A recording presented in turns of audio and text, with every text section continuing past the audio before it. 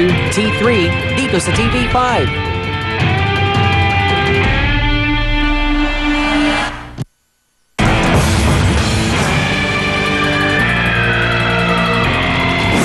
Sa puntong ito mga kapatid, bibigyan natin ng pagkakataon na manawagan si Mr. Claro Miguel A. Recto.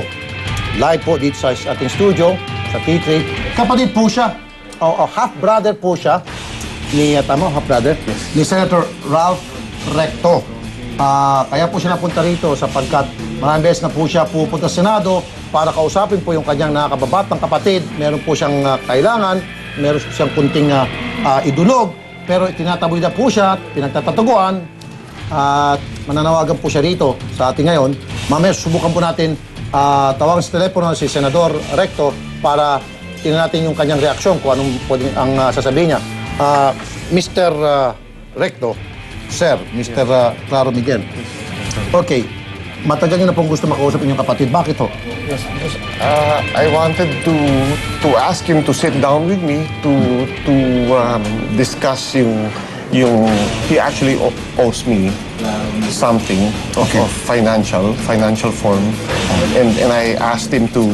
Okay, so alisin na natin yung meron siyang utang. Okay, layo tayo doon, sir. So ang pinaka gusto niyo mangyari, makausap siya ng personalan para kung meron kayong kailangan, may problema kung kayong dalawa magkapatid, pag-usapan nyo ng in private, masabi mo sa kanya lahat ng gusto mo sabihin. Yes. Ano pong naging reaction? Baka naman sa in fairness to the Senator, hindi po nakakarating sa kanya, baka doon pa lang sa mga staff, kayo po'y natataboy. Walang kinalaman dito sa Senator Recto. Alam ba ni Senator Recto na pupunta kayo doon? Yes, he knows. In fact, I think nagalit siya. I think he said that he found it, yung mention word na ginamit na parang it's almost like parang china-challenge ko siya. Ilang beses na po kayo nakapunta sa Senado, sir? Marami ng beses. Okay, so anim na beses. Okay, po, sure. 7 times. Opo, 7 times. Sure po kayo na sa tuwing punta nyo, the Senator knows na nandun kayo para kausapin siya. Hindi ko kaya hinaharang lamang kayo ng mga tauhan niya? No. At saka, So, para sa inyo po, maaaring may kinalaman si Senator Recto na talagang ayaw kang kausapin, kaya sinasabi niyo sa mga staff na huwag kang papasukin, gano'n. meron daw siyang reason, and I know, at least nai-relay sa akin yung reason. Matanong ko lang, Tol Rap, So, sir, pagpunta nyo, Senado kasi nangyayari ho dyan, papasok kayo, tatawag po nila doon sa office ni Senador Recto. Nakakaakyat ho kayo sa opisina niya mismo, sa tanggapan niya? Yes. Ano pagdating nyo doon? Ano nangyayari? Wala. Laging wala siya doon. And nakausap ko na yung chief legal officer niya na si Attorney Aris Liwag. And I told him already about the problem. He's very much informed about what the problem is. I talked to his secretary, si Beth. Alam din niya. And wala. Ayaw daw makipagkita sa akin. programa pwede manawagan. Okay, ayaw pala, ayaw. Sige. Ito na lang, nagbigay ng note kanina, yung sa mga staff. Una, mga tol, nakausap ko si Candy Camua, ako mismo.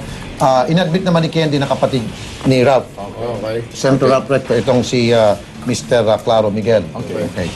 And then ngayon, tinawagan natin yung mga staff. Lahat ng staff sabi, hindi raw nila pwedeng kontakin si Senator Recto because he's on vacation at per bright liwanag sa mga staff ni Senator Recto. Sabi nito, to quote, galing daw kay Senator Recto, sacred ang vacation ko with my family.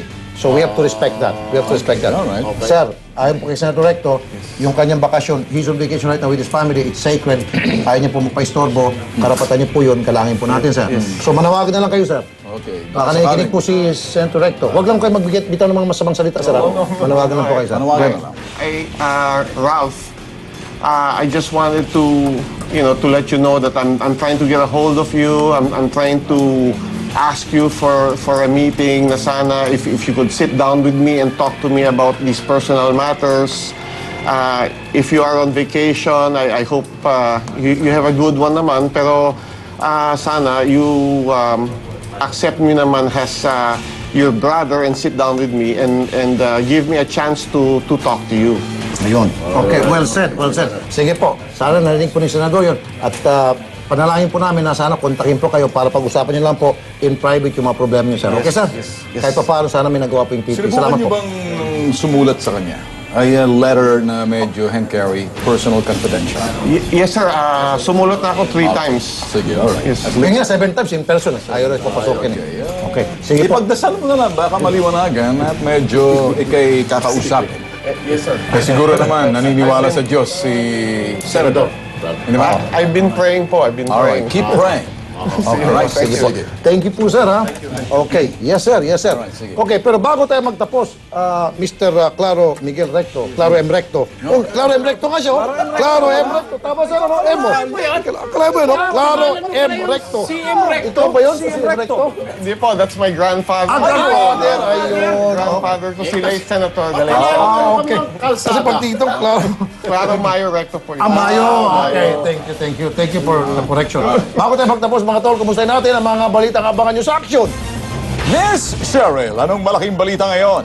Mr. B, kung may ongoing Chinese New Year celebration ngayon sa Binondo, naku, isang hinihinalang bomba naman ang sumabog sa Makati kanina. At habang nagpa-party ang marami kaninang hating gabi, isang babae ang nag-gang rape naman sa bispiras ng New Year. Si David Archuleta naman, busy sa kanyang testings at commitments nitong weekend. At syempre, babalikan din natin ang highlights ng wedding of the year ni na Mr. and Mrs. Roman and Shalani Romulo. Kaya Erwin, tara na, medyo overtime na kayo.